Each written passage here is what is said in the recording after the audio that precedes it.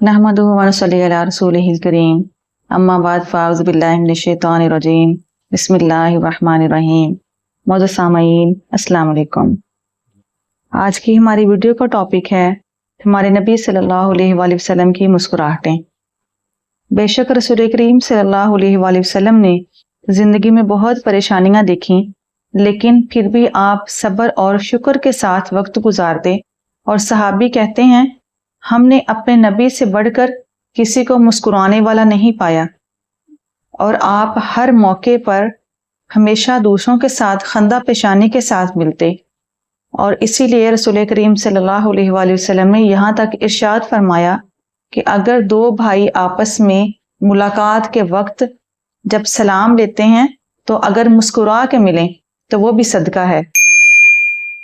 तो आपने ये नेकियां बार बार की, लोगों के दिलों को बहलाया और लोगों के साथ खुश रहे।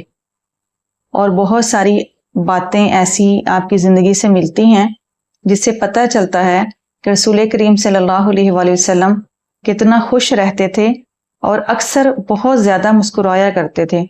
लेकिन सहाबी कहते हैं, हमने अपने प्यारे नबी सल्लल्लाहु अलैहि वसल्लम को कभी ज़ोर से हंसता हुआ नहीं देखा, कभी आप कहकहा नहीं लगाते थे, लेकिन आपके चेहरे मुबारक पर हमेशा मुस्कुराहट रहती थी।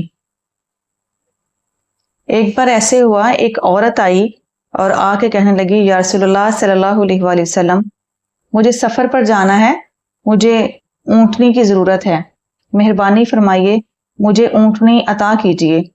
नबी करीम सल्लल्लाहु अलैहि वसल्लम ने इरशाद फरमाया, मैं तुम्हें ऊँटनी नहीं दूंगा बल्कि ऊँटनी का बच्चा दूंगा।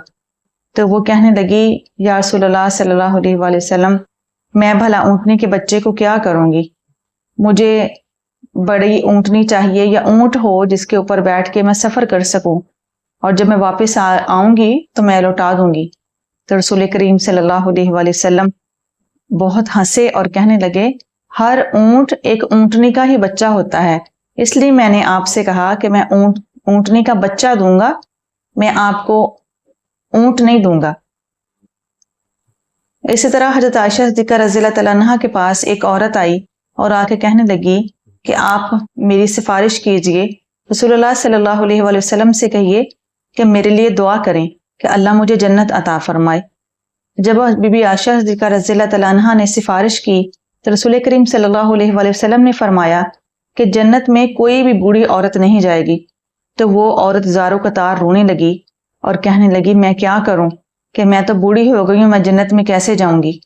तो हजरत आयशा सिद्दीक़ा रज़ियल्लाहु तआला अन्हा कहने लगी, ये तो इतना रोने लग गई हैं, आप इसकी मुश्किल हल कीजिए।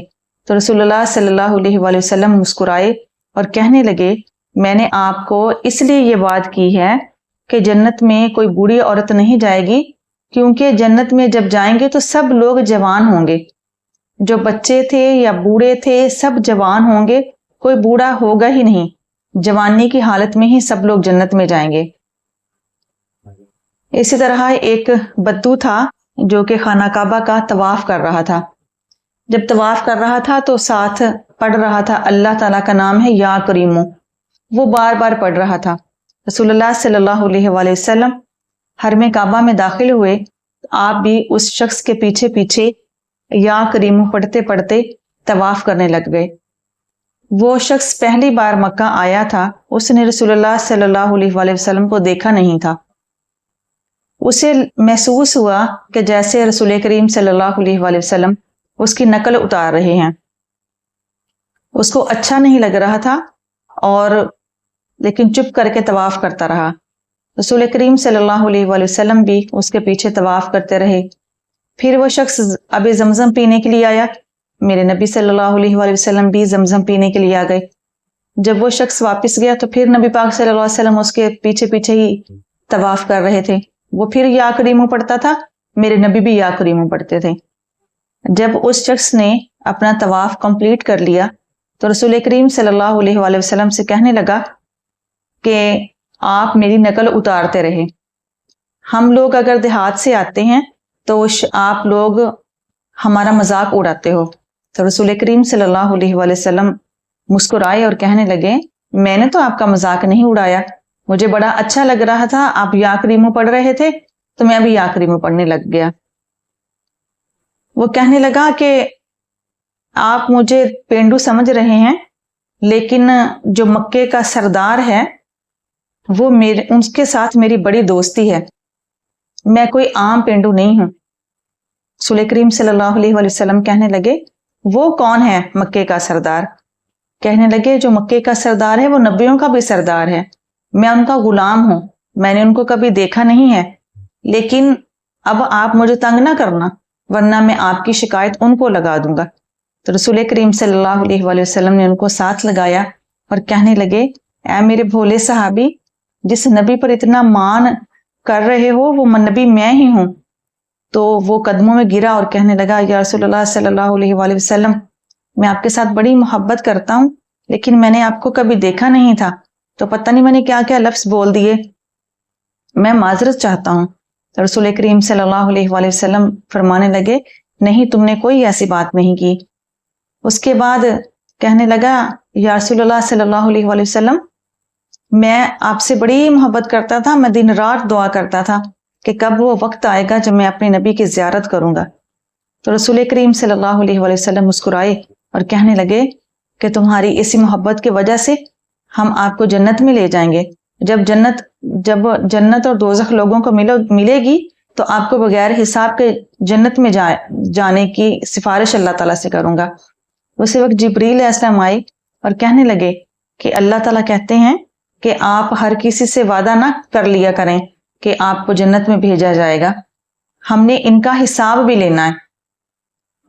تو رسول کریم صلی اللہ علیہ وآلہ وسلم اس شخص سے کہنے لگے اے میرے صحابی، جبریل میرے پاس کھڑے ہیں اور کہہ رہے ہیں آپ نے ایسے ہی جنت کا وعدہ کر لیا، ایسا نہیں ہوگا کہ ہر کوئی جنت میں چلا جائے گا، بلکہ اللہ تعالیٰ نے حساب کتاب لینا ہے، اس کے بعد جنت ملے گی۔ تو وہ صحابی کہنے لگے کہ آپ جبریل سے کہیے کہ اگر اللہ تعالیٰ میرا حساب لے گا تو میں اللہ کا حساب لوں گا۔ تو رسول کریم صلی اللہ علیہ وآلہ وسلم مسکرائے اور کہنے لگے نہیں، اس طرح نہیں کہتے، بھلا اللہ تعالیٰ کا حساب کون لے سکتا ہے؟ تو وہ کہنے لگے کہ میں نے اللہ تعالیٰ سے کہنا ہے کہ یا اللہ، اگر تو نے میرا حساب لینا ہے تو میں بھی تجھ سے حساب چاہتا ہوں، کہ مجھے بتا حساب کر کے کہ تیری رحمت زیادہ ہے کہ میرے گناہ۔ تو پھر اللہ تعالیٰ نے اسی وقت دوبارہ جبریل علیہ السلام کو زمین پہ بھیجا اور کہنے لگے کہ آپ میرے نبی کے صحابی کو کہہ دیں کہ آپ میرا حساب نہ لینا، میں آپ کا حساب نہیں لوں گا، کہ جب میری رحمت کے دریا کو للکارا ہے تو پھر میری رحمت جو ہے اور رحمتی وسعت کل شیء کا فیصلہ اللہ نے قرآن پاک میں فرما دیا۔ تو اللہ تعالیٰ نے فرمایا کہ میری رحمت ہر چیز سے وسیع ہے، اگر تم میری رحمت کو پکارو گے تو میں تمہیں بخش دوں گا، اور میری رحمتوں میں کچھ بھی دیر نہیں ہے، میں تجھے بغیر حساب کتاب کے جنت میں بھیج دوں گا۔ نبی کریم صلی اللہ علیہ وآلہ وسلم کے ایک صحابی تھے جو آپ کے پاس گاؤں میں سے آیا کرتے تھے۔ جب وہ صحابی میرے نبی سے ملنے کے لیے آتے تو گاؤں کی کئی چیزیں آپ صلی اللہ علیہ وآلہ وسلم کے لیے لے کے آتے تحفے کے طور پر۔ اس میں جو میرے نبی کو سب سے زیادہ پسند آتا وہ کدو ہوتے تھے، تازہ کدو اپنے کھیتوں سے توڑ کے وہ صحابی رسول اللہ صلی اللہ علیہ وآلہ وسلم کے لیے لے کے آتے۔ میرے نبی کریم صلی اللہ علیہ وآلہ وسلم ان کے تحفے تحائف دیکھ کر، گاؤں کی وہ تازہ اور خالص چیزیں دیکھ کر بہت خوش ہوتے اور اس صحابی کے لیے دعا کرتے۔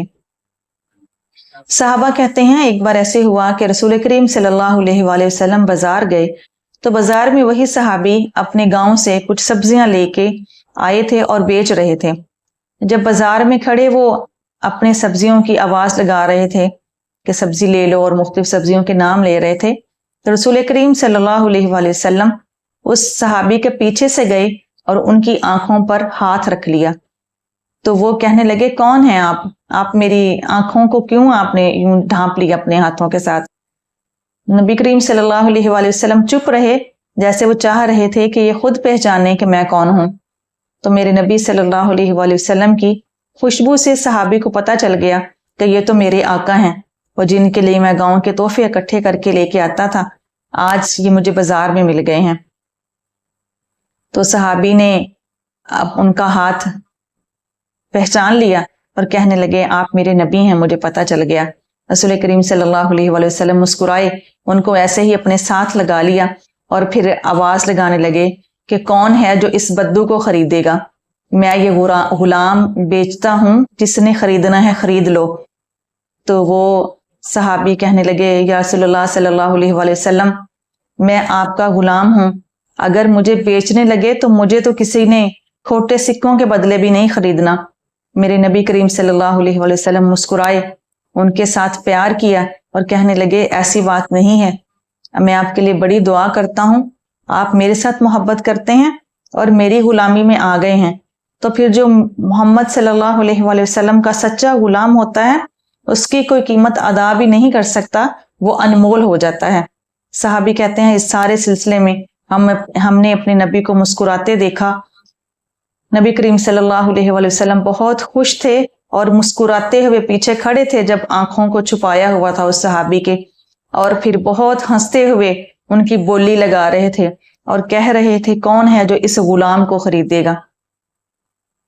اسی طرح ایک بار نبی کریم صلی اللہ علیہ وآلہ وسلم نہا کے آئے تھے، تو حضرت عائشہ صدیقہ رضی اللہ تعالی عنہا جو ہیں انہوں نے جوں کا آٹا میرے نبی کے چہرے اور جسم پر مال دیا، تو رسول اللہ صلی اللہ علیہ وسلم مسکرائے اور کہنے لگے عائشہ یہ کیا کیا ہے؟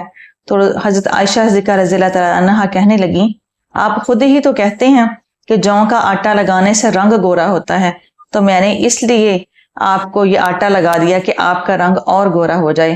رسول کریم صلی اللہ علیہ وسلم بہت ہنسے اور دوبارہ پھر واپس گئے اور نہا کے آئے۔ اسی طرح ایک بار ایسے ہوا کہ حضرت عائشہ صدیقہ رضی اللہ تعالیٰ عنہا نے رسول اللہ صلی اللہ علیہ وآلہ وسلم سے پوچھا یا رسول اللہ آپ مجھ سے کتنی محبت کرتے ہیں؟ تو رسول کریم صلی اللہ علیہ وآلہ وسلم نے اپنی اس پیاری بیوی کو اپنی محبت کی ایک مقدار سمجھانے کے لیے آپ نے اپنی چادر مبارک کا پلو پکڑا اور اس کی گرہ لگائی اور گرہ کو